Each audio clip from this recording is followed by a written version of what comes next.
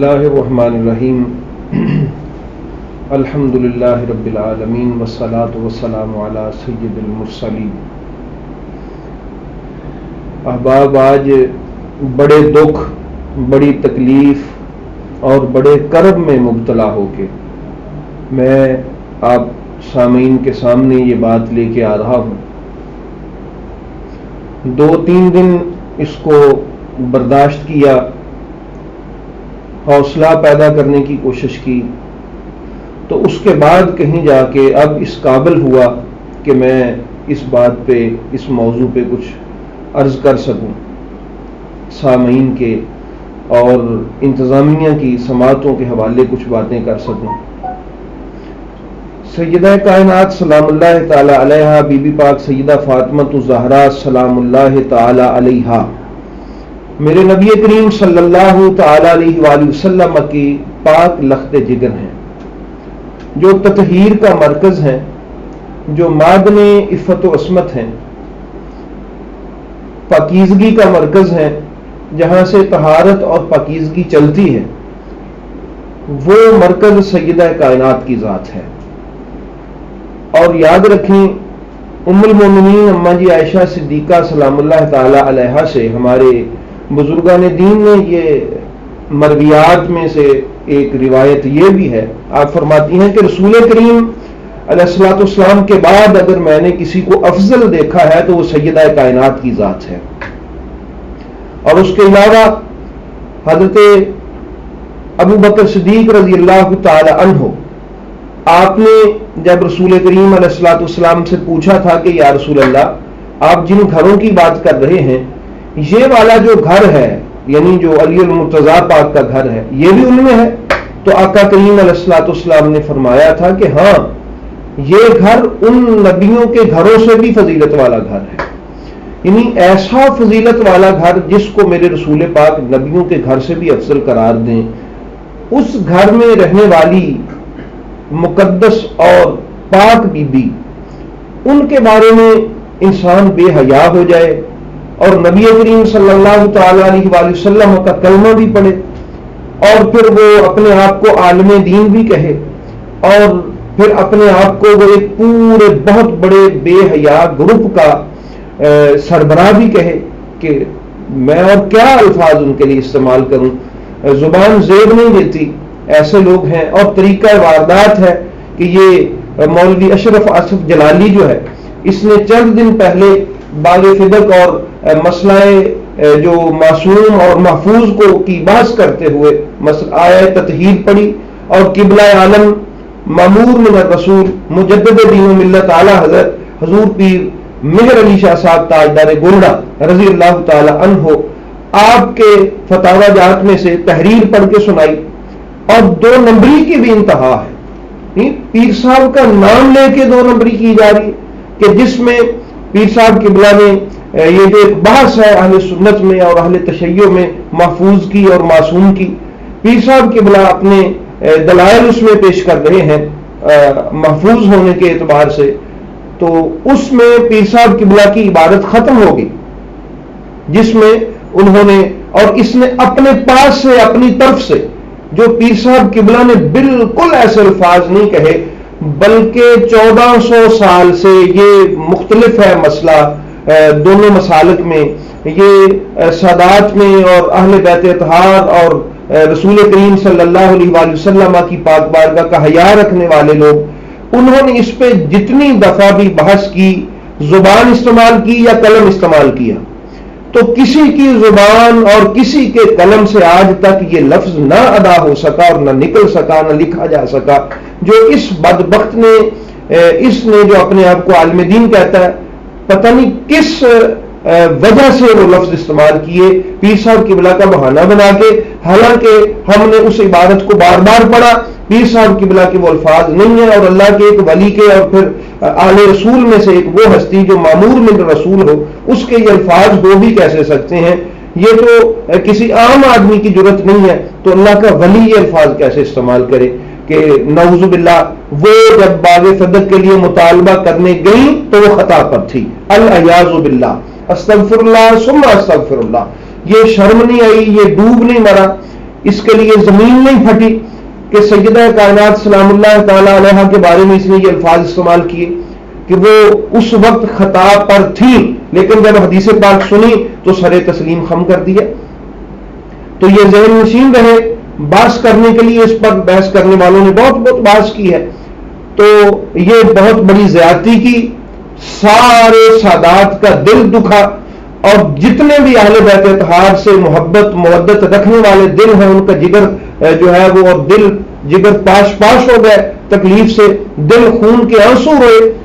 اس بے حرمتی کو دیکھ کر جو مولوی اشرف آصف جلالی نے کی۔ کبھی حضرت سیدنا ابو طالب علیہ السلام کے بارے میں ہرزہ سرائی کرے، رسول پاک سرکار کا دل دکھائے، اور سادات کا اور اہل بیت کے جو مودت رکھنے والے ہیں ان کا، اور کبھی خود یہ الفاظ بھی کہے کہ اہل بیت کا بغض تھوڑا بھی ہو تو نقصان ہوتا ہے، اس کے بعد پھر بے حرمتی بھی کر دے اور یہ کہے کہ وہ خطا پر تھی۔ 1400 سال سے یہ الفاظ کسی نے بھی آج تک ادا نہیں کیے کہ وہ خطا پر تھی۔ تو یہ عجیب و غریب ان کا بہیو ہے نبی پاک صلی اللہ علیہ وآلہ وسلم کے گھرانے سے۔ یہ وہ ہستی ہیں کہ جن کے لیے میرے رسول پاک سرکار قیام فرمایا کرتے تھے، تو جن کے سامنے حسنین کریمین ہاتھ باندھ کے کھڑے ہوتے تھے، جن کا احترام حضور مولا کائنات خود فرماتے تھے،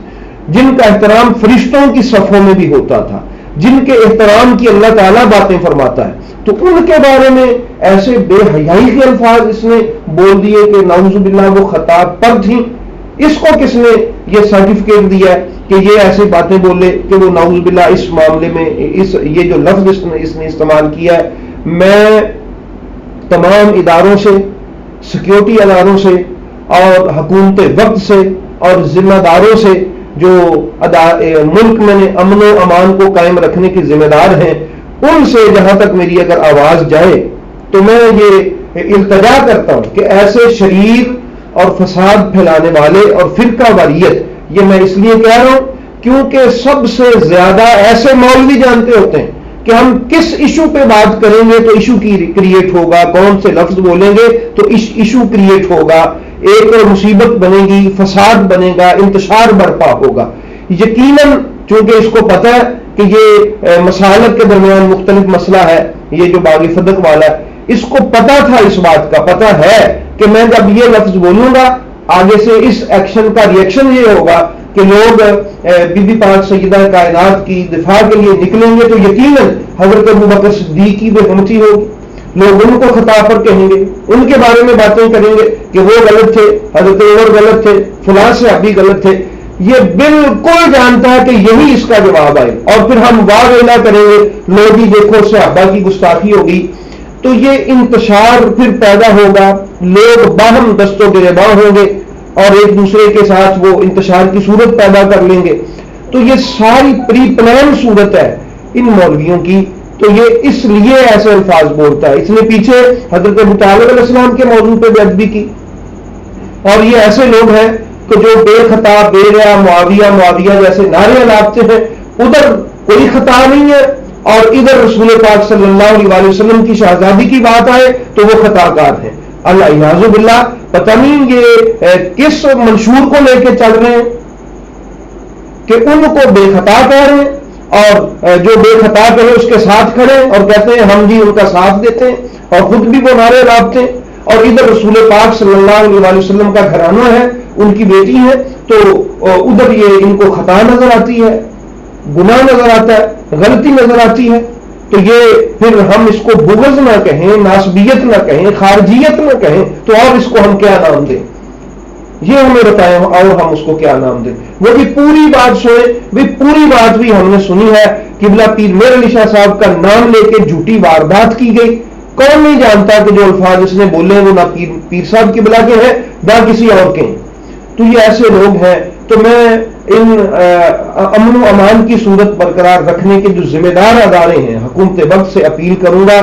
کہ پہلے ہی بڑی مشکل سے ہماری پاک فوج نے اور سیکیورٹی اداروں نے وہ جو 80 کی دہائی سے وہ جو جنگ و جدل شروع ہوا تھا، بین المسالک جو نفرتیں پھیلائی گئی تھی، قتل و غارت کری تھی، اس کو بڑی مشکل سے کنٹرول کیا ہے، بڑی جنگ لڑی ہے ہماری فوج نے اور اداروں نے۔ اب یہ لوگ چاہتے ہیں کہ پھر سے جنگ ہو، پھر سے لوگ انتشار کا شکار ہوں، پھر سے ملک میں بد امنی ہو اور ان کو شرم نہیں آتی کہ وہ اس بد امنی کو پھیلانے کے لیے کیسی شخصیات کا سہارا لے رہے ہیں اور ان کی بے ادبی کا سہارا لے رہے ہیں اور ان کی توہین کا سہارا لے رہے ہیں۔ تو میں اداروں سے التجا بھی کروں گا اور ہم کوشش بھی کریں گے کہ ایسے انتشار پسند اور فساد پھیلانے والے جو مولوی حضرات ہیں ان کے خلاف قانونی کارروائی بھی کریں۔ اگر حکومت وقت ہمارا ساتھ دے تو ہم تو قانون ہاتھ میں لینے والے ہیں ہی نہیں، ہم تو اولیاء کی درگاہ سے منسوب ہیں اور اولیاء صرف محبت کا پیغام دیتے ہیں، تو ہم بھی محبت والے ہیں۔ لیکن جب رسول پاک سرکار کے گھر کی بات ہوگی، جس طرح ہم نبی پاک کے صحابہ کرام کی عزت کے ذمہ دار ہیں اور ان کی عزت اور ان کی ناموس اور ان کی حرمت کے لیے ہر وقت حاضر ہیں، اس سے بڑھ کر کہیں ہمیں رسول کریم علیہ الصلوۃ والسلام کے گھر کی عزت جو ہے وہ اس کا پہرا دینا آتا ہے، اور جس طرح دے سکے ہم پہرا وہ دیں گے، کیونکہ ہم ان کے صدقے سے ہی جیتے ہیں اور ان کے قدموں پہ ہی مرنا پسند کرتے ہیں۔ تو یہ ہمیں بالکل منظور نہیں ہے کہ ایسا کوئی شخص اٹھے اور اٹھ کے رسول کریم علیہ الصلوۃ والسلام کی اولاد پہ، آپ کی لخت جگر پہ، جو سرکار دو عالم علیہ الصلوۃ والسلام کی لخت جگر ہے، جو دل کا ٹکڑا، ان کے بارے میں ایسی باتیں کہے اور منسوب بھی اللہ کے ولیوں سے کرے اور بزرگوں سے اور صوفیوں سے کرے، حالانکہ ان کے ایسے الفاظ نہیں تھے، یہ الفاظ اس کے اپنے تھے۔ تو میں التجا اور اپیل کروں گا لوگوں سے بھی کہ ان کرتوتوں کو لوگوں تک پہنچائیں، لوگوں کو بتائیں کہ یہ ان کی کرتوتیں، اور حکومت وقت سے بھی بھرپور طریقے سے اپیل کرے اور ذمہ دار اداروں سے کہ ان کو لگام دی جائے، ان کے خلاف قانونی کارروائی کی جائے اور ان کو بند کیا جائے کہ یہ ایسی امت میں افتراق اور انتشار پیدا نہ کرے، تاکہ امت مسلمہ اہل بیت اطہار کی محبت کو لے کر ایک ہی پلیٹ فارم پہ چلتی رہے۔ تو اللہ تعالی ہمیں اپنے محبوب کریم علیہ الصلوۃ والسلام کے دین متین کی خدمت کی توفیق دے، اور ہمارا تن من دھن سب کچھ میرے رسول کریم علیہ الصلوۃ والسلام کی ذات پہ قربان ہے، اور سیدہ کائنات سلام اللہ تعالی علیہا کی عزت و ناموس کے لیے، ان کی اولاد کی عزت و ناموس کے لیے ہم حاضر ہیں۔ ہمارا جان، ہمارا مال، سب کچھ ان کے قدموں پہ نشاور ہے، اور کبھی بھی ہم اس سے قدم پیچھے ہٹانے والے نہیں ہیں۔ تو اللہ تعالی ہمارے ملک کو سلامت رکھے، اللہ تعالیٰ اہل بیت اطہار کے محبت میں کے چاہنے والوں کو سلامت رکھے۔ اللہ پاک آپ سب کا حامی و ناصر ہو۔